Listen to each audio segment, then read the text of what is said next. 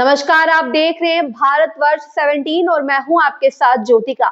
आइए रुक करते हैं खबर की ओर। दिवालय पूजक परिषद चंडीगढ़ के महासचिव आचार्य ओम प्रकाश से मिले आचार्य सुभाष शास्त्री एवं अष्टादश महापुराण का दिया आमंत्रण। वरिष्ठ संवाददाता सुनील कुमार पांडे, चंडीगढ़। नमस्कार, मैं सुनील पांडे, आप देख रहे हैं भारतवर्ष 17। जैसा कि देवालय पूजक परिषद के महासचिव ओम प्रकाश जी यहाँ उपस्थित हैं, आचार्य सुभाष शास्त्री ने होने वाले अष्टादश महापुराण को लेकर आमंत्रण देने पहुंचे हैं। सर, जैसे कि अष्टादश महापुराण का भव्य आयोजन जुझार नगर मोहाली के अंतर्गत संपन्न होने वाला है, इस पे आप क्या कहते हैं?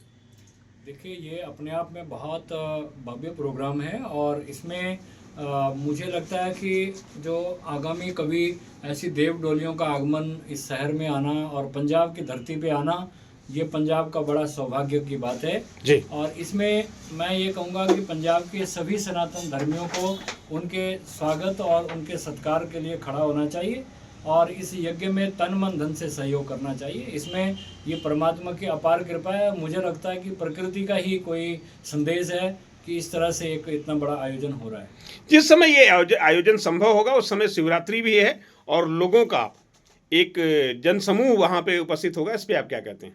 देखो, सारी संस्थाएं, सभी धार्मिक संस्थाएं हैं और मुझे ये लगता है कि जन जन के भावनाएं उस समय जो है शिवरात्रि का पर्व होता है और सभी लोग सभी उत्सुक होते हैं भगवान के दर्शन के लिए और हमारी देवी देवता प्रकृति प्रसन्न होती है उस समय। सर, तो बहुत अच्छा टाइम होगा और बहुत बढ़िया भव्य प्रोग्राम होगा।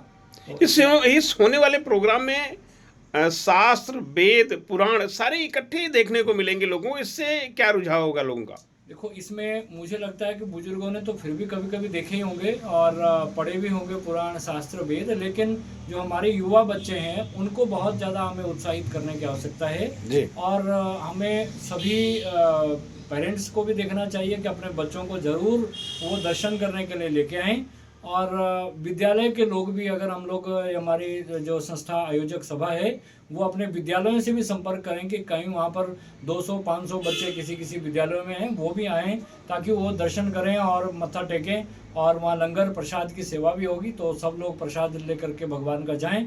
तो उसमें ज़्यादा हमारा एक उज्जवल भविष्य हमारे देश का भी होगा और अच्छे राष्ट्र का निर्माण होगा कि जो अगर हमारे सनातन संस्कृति और हमारे उन बच्चों को जो है वो इस तरह का दिव्य दर्शन होंगे कि 4 वेद दिखेंगे, पुराण दिखेंगे, शास्त्र दिखेंगे और देव डोलियों के दर्शन होंगे।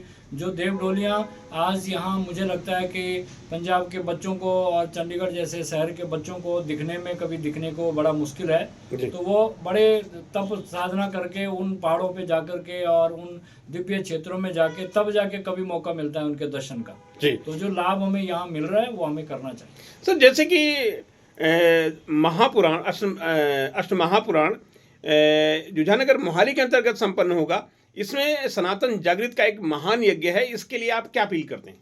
देखिए, इसके लिए बड़ा सौभाग्य की बात है और इसका श्रेय जो है हमारे आचार्य जी हैं, कथा वक्ता, जो निरंतर हमारे देश विदेशों में लगे हुए हैं सनातन संस्कृति को बढ़ावा देने के लिए। जी।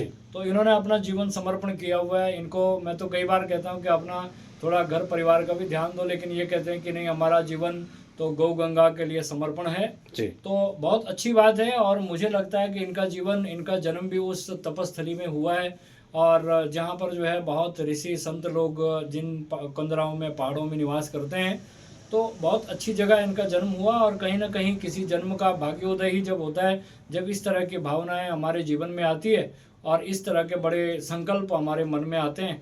और मुझे लगता है कि हमारी समिति भी जो है बढ़ चढ़ करके बहुत रात दिन जो है लगे हुए हैं। सर्दी का मौसम है लेकिन घर घर जन जन तक पहुंच रहा है निमंत्रण पत्र। ये बड़ा सौभाग्य की बात है और हम सभी के लिए सौभाग्य है, शहर ट्राई सिटी के लिए कितना बड़ा आयोजन हो रहा है, तो सबको तन मन धन से सहयोग करना चाहिए। सर, इस आयोजन को लेकर गोपाल मणि जी महाराज का भी पूर्ण आशीर्वाद प्राप्त हुआ, इस पे आप क्या कहते हैं? देखिए, महाराज जी का जीवन तो वो बहुत तपस्वी संत हैं और इस समय 1.25 साल के लिए वो निरंतर तप कर रहे हैं जी। और उनका जीवन, वो सारी तप जो है केवल गौ माता को, राष्ट्र माता के लिए वो चाहते हैं। लेकिन मुझे ये लगता है कि ये हमारी महर्षियों की धरोहर है और हमारे सनातन की धरोहर है। अब पता नहीं सरकारें कब तक जागेंगी और कब इनको समझ आएगी, लेकिन एक दिन तो आएगी ज़रूर। और ये तपस्या और इतने धर्म कर्म, इतने व्यवस्थाएं, इतने आयोजन जो हो रहे हैं और पूरा राष्ट्र आज के समय में गौ सेवा में लगा हुआ है, सब जागे हुए हैं। और मुझे लगता है कि महाराज जी गोपाल मणि जी पिछले 10-15 सालों से निरंतर गौ कथा कर रहे हैं और 10 सालों से हमें पूरे भारतवर्ष में उन्होंने जन जागरण किया। प्रत्येक जिले में जा जा के, प्रत्येक राज्यों में जा जा के, ध्वजारोहण करके, पैदल यात्राएं करके, तो उन्होंने जन जन को जो है जागृत किया है गौ सेवा। और अब आज के समय में सरकारों को भी पता लग रहा है, बस ये है कि निर्णय लेने में देर कर रहे हैं। कभी समय आएगा और ये निर्णय भी हो जाएगा, तो गौ माता राष्ट्र माता भी जरूर होगी। मीडिया से बात करने धन्यवाद सर। इस खबर में बस इतना ही। बने रहिए भारतवर्ष 17 के साथ।